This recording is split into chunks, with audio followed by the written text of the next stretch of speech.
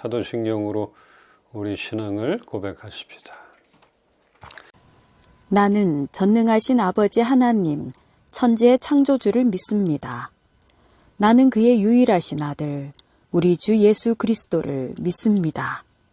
그는 성령으로 잉태되어 동정녀 마리아에게서 나시고 본디오 빌라도에게 고난을 받아 십자가에 못 박혀 죽으시고 장사된 지 사흘 만에 죽은 자 가운데서 다시 살아나셨으며 하늘에 오르시어 전능하신 아버지 하나님 우편에 앉아 계시다가 거기로부터 살아있는 자와 죽은 자를 심판하러 오십니다.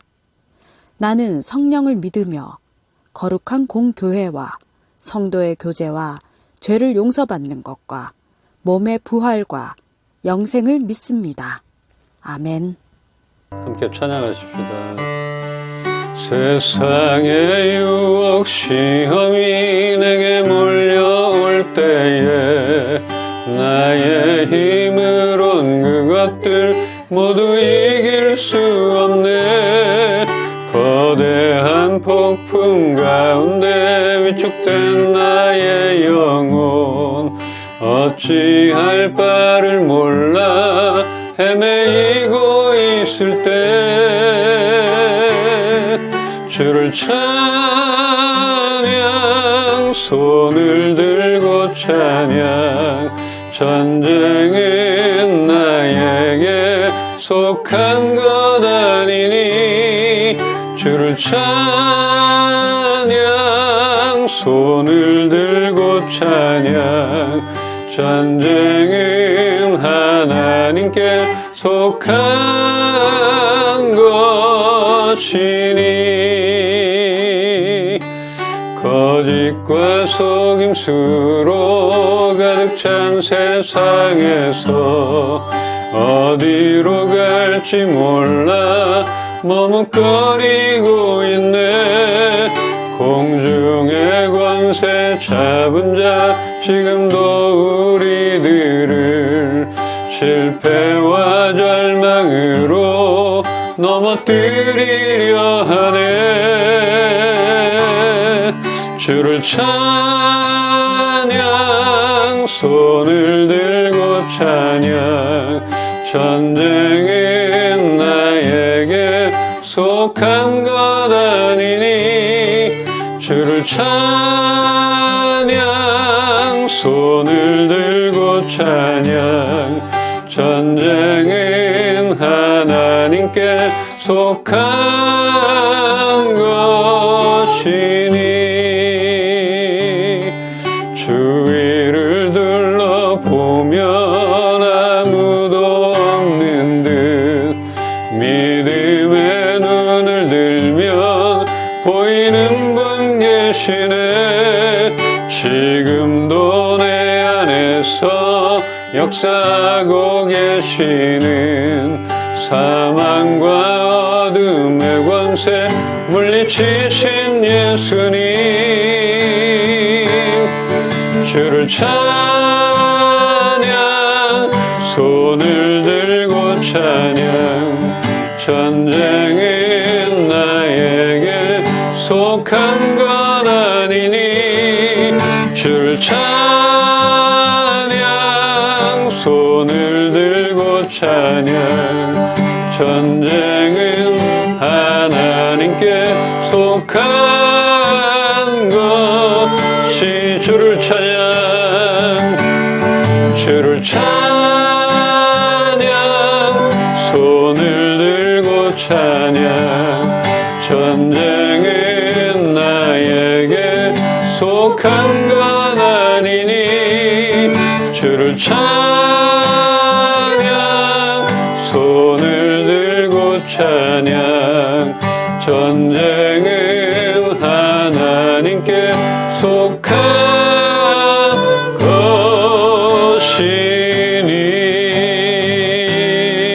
것이니. 아멘. 감사합니다. 눈에 보이는 것만 쫓아가는 그런 미련한 자가 되지 않게 보는 눈을 주시옵소서. 듣는 귀를 주시옵소서. 오늘도 말씀을 듣겠나이다.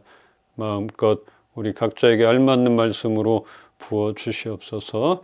감사드리며 예수 그리스도 이름으로 기도합니다. 아멘. 우리에게 주신 말씀 야고보서 4장 5절로 7절입니다. 한 절씩 읽겠습니다. 너희는 하나님이 우리 속에 거하게 하신 성령이 시기하기까지 사모한다 하신 말씀을 헛된 줄로 생각하느냐. 그러나 더욱 큰 은혜를 주시나니 그러므로 일렀으되 하나님이 교만한 자를 물리치시고 겸손한 자에게 은혜를 주신다 하였느니라. 한 목소리로 그런즉 너희는 하나님께 복종할지어다 마귀를 대적하라 그리하면 너희를 피하리라. 아멘. 하나님께서 죄인된 우리를 위하여 예수 그리스도를 이 땅에 보내주신 것, 이것은 하나님의 전적인 은혜인 것입니다. 사랑하시기 때문에 보내주셨지만 그렇게까지 해야 하나 이런 생각이 들어요. 왜냐하면 우리들이 그런 예쁜 짓 한 게 별로 없는데 은혜를 베풀어 주신 것입니다. 죄악에 빠진 인간을 구원하시려는 그런 하나님의 사랑, 우리를 향한 그 사랑의 마음이 시기하기까지 그러신다고 표현되고 있습니다. 무엇과도 바꿀 수 없는, 그 무엇과도 나누길 원하지 않으시는 우리는 그런 존재라는 것입니다. 굉장히 소중한 존재예요. 우리는 잘 모르지만, 또 우리 옆 사람은 잘 모르지만 우리 각자는 하나님이 보실 때 그렇게 소중하게 창조한 존재라는 것입니다. 이런 한량없는 은혜를 입은 우리들이지만 살아가면서 그때그때 부어주시는 하나님의 새로운 은혜를 경험하려면 우리는 어떻게 할 것인가? 그 첫 번째, 우리가 겸손할 때, 이럴 때 은혜를 베풀어 주신다 하십니다. 겸손은 자세를 낮추는 것이지 실력을 낮추는 것이 아니다. 겸손은 결코 약하지 않고 강한 것이기에 우리가 취하는 낮은 자세를 부끄러워할 필요는 없습니다. 이렇게 부끄러워할 필요 없고 자존심을 내세워서 고개를 쳐들 필요는 없을 것인데 우리들 내면에 자리 잡고 있는 교만이 때마다 불쑥불쑥 살아날 때가 있는 것입니다. 자꾸 손해보는 것 같고 자존심이 상하고 바보 같고 이래서 그냥 겸손하지 못할 때가 있는 것이. 근데 겸손은 자세만 낮추는 거지 실력을 낮추는 것이 아니다. 이렇게 말하는 것이에요. 그걸 알면은 좀 뒤로 물러서 주고 한 발짝 양보해 주고 이것이 비겁한 게 아니라는 것, 참 겸손한 자세라는 걸 알게 될 것이에요. 하나님께서는 교만한 자들 물리치시고 겸손한 자들에게는 은혜를 베푸시는 분이십니다. 주께서 교만한 자들을 여지없이 꺾으시고 또 드높은 성읍을 정말 무너뜨리며 먼지같이 만들어 버리신 것들 우리 성경을 통해서 많이 보고 있잖아요. 봐왔잖아요. 그냥 여지없이 끌어내리셨던 것들. 겸손해야 한다는 것 너무나 잘 알고 있는 것이지만 어떤 모양이든 하나님께 교만함으로 비춰지지 않도록 우리는 겸손을 계속 배워나가야 할 것입니다. 이거 한 번만 겸손하면 끝나는 게 아니더라고요. 근데 안 그렇잖아요. 우리 더 이상은 못 참아 그러는 거 많잖아요. 또 애매하게 건드릴 때가 있고 애매하게 또 지적할 때가 있고 참 어려운 거 어디까지 받아줘야 되나 이런 것도 있고 참 세상은 어렵습니다. 우리 고린도전서 말씀 보겠습니다. 고린도전서 6장 19절로 20절 한 절씩 보겠습니다. 너희 몸은 너희가 하나님께로부터 받은 바 너희 가운데 계신 성령의 전인 줄을 알지 못하느냐. 너희는 너희 자신의 것이 아니라 값으로 산 것이 되었으니 그런즉 너희 몸으로 하나님께 영광을 돌리라. 네, 아멘. 아멘. 네. 우리의 몸과 마음을 깨끗하게 관리해야 하는 이유가 있습니다. 우리의 몸은 하나님이 거하시는 거룩한 성전이라 이렇게 말했잖아요. 하나님께서 우리 속에 성령이 거하게 하셨다고 본문에서 그랬잖아요. 그러니까 우리 속에는 성령님이 계시는 거예요. 근데 성령님은 어떤 분이에요? 성결하시고 거룩하시고 이런 분인데 우리 안에 거하는 분. 그러면 내 몸이 더럽고 내 마음이 더럽고 이러면 안 되잖아요. 그래서 우리는 우리 몸과 마음을 깨끗하게 유지하고 관리해야 하는 것입니다. 그러기에 우리의 마음과 생각뿐 아니라 자신의 몸을 돌보지 않고 학대하거나 나쁜 것들을 받아들이고 병들게 만들어서는 안 되는 것입니다. 근데 이렇게 할 때가 많이 있어요. 그냥 지금은 모르고 막 그냥 먹고 마시고 맞고 어울리고 노출시키고 이런 것들 참 하나님께서 이제 마음이 아프신 것이죠. 너희는 이렇게 내가 소중한 존재로 만들었는데 더군다나 성령 내가 너희 안에 있는데 그렇게 관리 안 하면 안 되지 않느냐 이렇게 말씀을 하시는데 우리 인간들은 그걸 모르고 끝까지 가서 스스로 목숨을 끊을 때도 있고 이것을 하나님이 얼마나 마음 아파하는지 모르는 것이에요. 정말 마음 아파하실 것입니다. 그래서 이걸 안다면은 우리 몸이 귀한 거 알고 관리하게 되고 이것을 좀 잊지 않기를 소망합니다. 예수님은 포도주를 드셨을까 안 드셨을까? 질문은 예수님은 포도주를 드셨을까 안 드셨을까? 어떠셨을 것 같습니까? 드셨을 것 같습니다. 드셨을 거예요. 그러나 술 먹고 뭐 이렇게 한 얘기 또 하고 막 주사 부리고 이러진 않으셨을 것 같아요. 이런 주사를 부리거나 깽판을 치거나 하시지는 않았을 것입니다. 그랬을 것 같아요. 예수님의 그 우리의 상상이나 바라봄이 깨지잖아요. 그러면 마태복음 26장을 한번 볼까요? 네. 마태복음 26장 29절. 그러나 너희에게 이르노니 내가 포도나무에서 난 것을 이제부터 내 아버지 나라에서 새 것으로 너희와 함께 마시는 날까지 마시지 아니하리라 하시니라. 네. 자, 이 말씀 딱 이 말만 빼서 보면은 포도주를 드셨는데 이제는 안 먹겠다. 이걸로 보는데 앞뒤를 또 보면은 또 그 말씀도 있겠고 다른 말씀도 있을 것이에요. 제자들과의 만찬 자리에서 이제부터는 포도주를 마시지 않을 것이라 하셨는데 이것이 너희와 하는 마지막 만찬이라는 것을 암시하는 것이고 앞으로 천국에서 너희들과 영원히 만나고 나눌 것이라는 그런 약속을 하셨던 것입니다. 그래서 단순하게 술 끊겠다, 이제부터 안 먹겠다 이런 얘기는 아니에요. 이제 너희와 나는 이제 마지막이다. 최후의 만찬인 것이에요, 이게. 이렇게 나누면서 암시를 하는 것이에요. 이제부터는 너희와 이렇게 보이는 것으로 세상의 것을 먹는 게 아니라 하늘나라에서 영원히 나눌 것이고 마실 것이고 즐길 것이다. 이런 약속을 하셨던 것이고 그 이전에 죽음을 암시하는 것이죠. 이 말씀을 나누고 있는 것이에요. 아마 그 제자들 중에는 대부분이 몰랐겠죠. 저 양반이 잘 마시더니 왜 안 마신다 그러지? 우리랑 먹는 게 싫으신가? 이렇게 생각한 제자들도 있었을 것이에요. 근데 예수님의 이렇게 말씀하신 거는 지금이 마지막이다. 참 서글프기도 하고 그 심정이 참 전해지는 그거를 누가 헤아리겠어요. 인간으로서는 헤아릴 수가 없는 것이죠.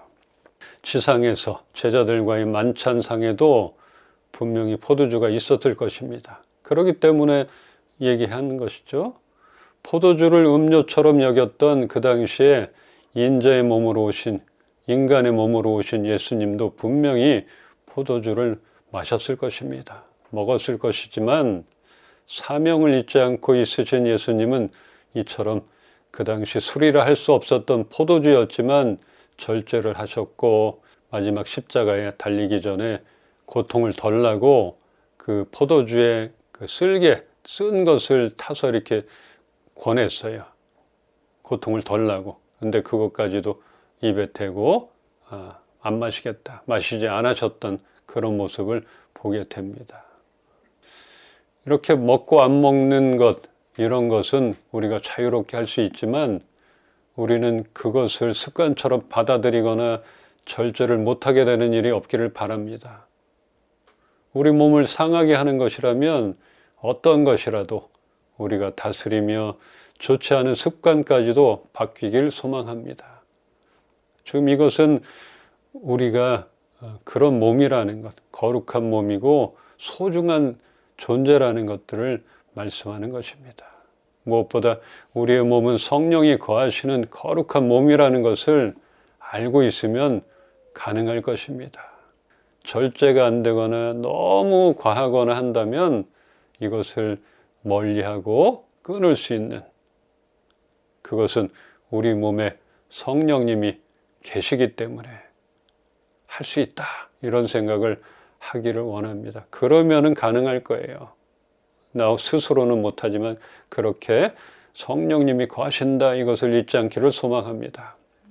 하나님께서 우리 속에 살게 하신 성령님은 우리를 질투하기까지 사모하신다, 이 말씀을 하찮게 여기지 않기를 바랍니다. 이 야고보 사도가 그랬잖아요. 너무 하찮게 여기면 안 되는 것이, 우리 몸을 잘 돌보는 것도 하나님 앞에 겸손한 자세라 여겨집니다. 그것이 정말 겸손히 하나님의 뜻 가운데 우리를 창조한 모습대로 유지하는 것, 정말 하나님 앞에 겸손한 것입니다. 하나님이 은혜를 베푸시는 두 번째, 마귀를 대적하는 사람입니다. 겸손한 사람에게 은혜를 베푸시고 오늘 말씀에 7절에 마귀를 대적하라, 그리하면 너희를 피하리라 이랬습니다. 마귀와 싸우지 않고 피하거나 굴복하는 사람은 하나님의 은혜를 절대 경험할 수가 없습니다. 마귀 앞에 당당히 예수의 이름으로 맞설 때 하나님은 싸울 힘을 주시는 것입니다. 우리가 실력을 갖추고 마귀와 대적할 때 하나님의 은혜를 경험할 것이며, 그럴 때마다 믿음도 성장하고 우리의 그릇은 조금씩 커지는 것입니다. 그냥 마귀 앞에 아니면 시련 앞에 도망가고 쩔쩔매고 이러면 우리는 성장하지 않아요. 또 그런 얘기 나중에 하겠지만 우리는 그릇이 있어요. 하나님께서 은혜를 베풀어 주시고 담아주시는 그릇, 맡겨주시는 그릇, 그것이 조금씩 이렇게 성장하길 바라요. 나는 이 간장종지만 해, 그만큼밖에 감당 못하는 것이죠. 그러나 우리는 먼저는 겸손함으로 나의 그릇이 깨끗해야 되고, 그 후에 정말 마귀와 맞설 수 있는, 이럴 때마다 우리의 믿음이 성장하고 그릇이 커질 것입니다. 하나님께서는 우리에게 더 큰 은혜를 베풀어 주시기를 원하십니다. 그러므로 우리는 겸손함으로 하나님께 복종하고 마귀에게는 대항해야 하는 것입니다. 싸워야 하는 것이에요. 물러가라 소리쳐야 되는 것이고, 큰 목소리가 아니라 예수의 이름으로 물러가라, 물러갈지어다. 그리하면 마귀가 우리를 피해 도망칠 것이기에 마귀는 우리가 두려워하거나 피해 숨을 상대가 아닌 것입니다. 마귀, 사탄, 귀신, 그냥 눈에 무섭게 보이는 그런 것이 아니라 우리 몸을 돌보지 않고 세상에 위험에 내어주게 만드는 것들, 우리를 현혹시키는 것, 시기와 질투로 분쟁과 다툼을 일으키게 하는 것들, 이런 것들을 조장하는 사탄의 세력들을 우리는 간파하여 대적해야 합니다. 그런 세력들이 있어요. 사람을 통해서 그렇게 하는 세력들이 있고, 틈을 타고 들어와서 안 좋은 생각 들게 만드는, 우리 몸을 학대하게 만드는 이런 세력들, 이것에 대해서 우리는 예수 이름으로 대적해야 하는 것입니다. 더 확실하게 우리가 어떻게 해야 할지 말하고 있는 로마서 말씀을 보며 정리하겠습니다. 로마서 16장 19절로 20절 한 절씩 보겠습니다. 너희의 순종함이 모든 사람에게 들리는지라. 그러므로 내가 너희로 말미암아 기뻐하노니 너희가 선한데 지혜롭고 악한데 미련하기를 원하노라. 평강의 하나님께서 속히 사탄을 너희 발 아래에서 상하게 하시리라.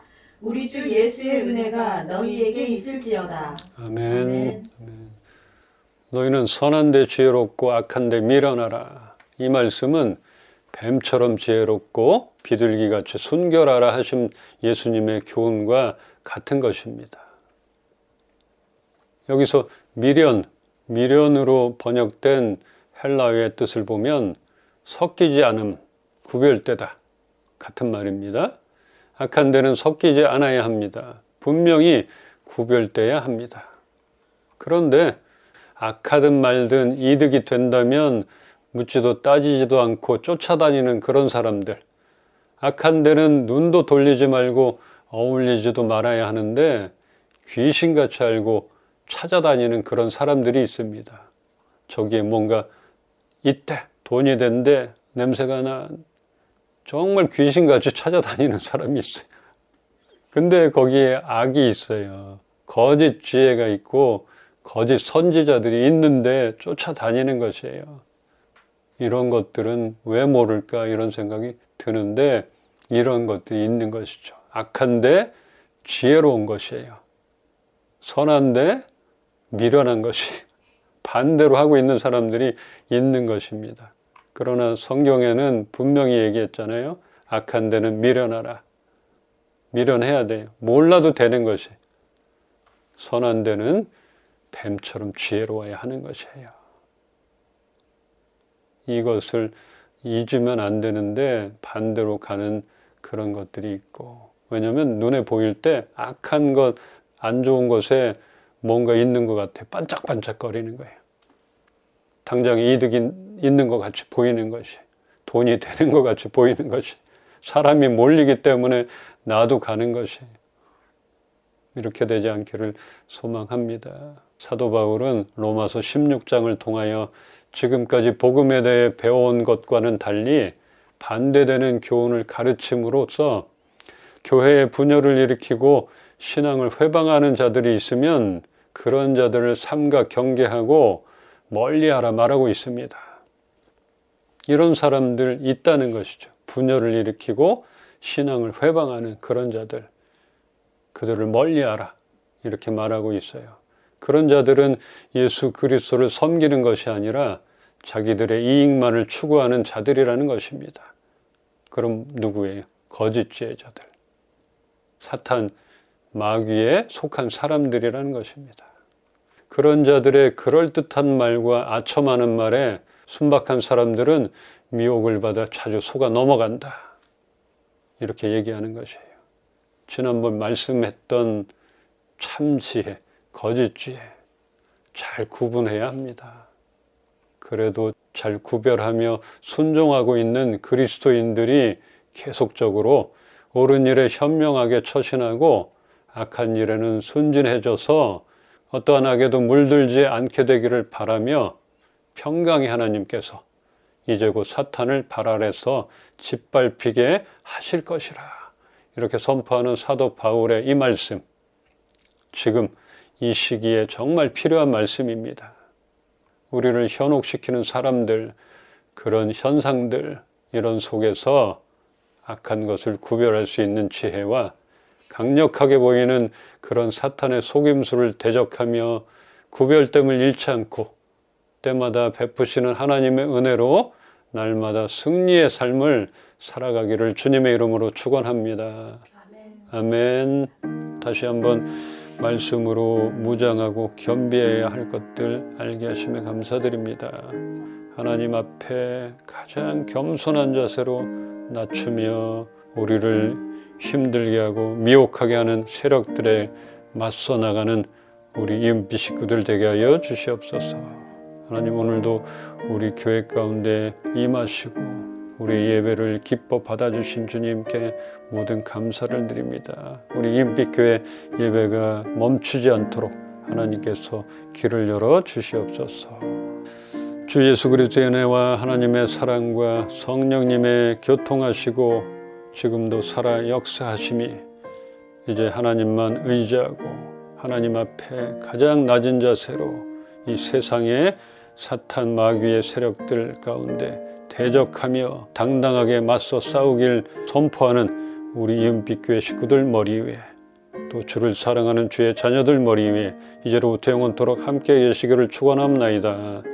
아멘. 우리 찬양하면서 또 세상 가운데로 나가십시다. 모든 이름 위에 뛰어난 이름 예수는 주 예수는 주 모든 무릎 꿇고 경배를 드리세 예수는 만유의 주님 예수는 주 예수는 주 온천